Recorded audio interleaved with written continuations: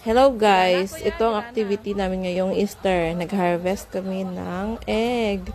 Na-harvest na yan, kaya konti na lang. Oh, dapat dahan-dahan sa pag-harvest para walang basag. Kasi pag nabasag, boom, goodbye, 10 pesos. 'Di ba ang mahal ng itlog ngayon? Dapat sa pag-harvest talaga ay dahan-dahan. Hindi po madali ang pag-alaga ng chicken tsaka pag-sort. I-sort mo pa yan kasi per piece kung ano yung size niya para maibenta. Ay, at least enjoy tayo. Oh, tapos may bata na ingay.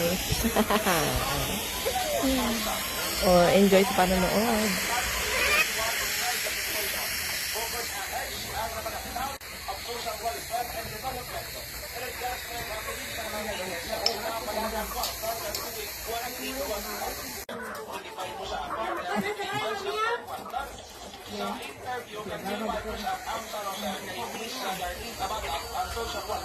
Ito ka, no?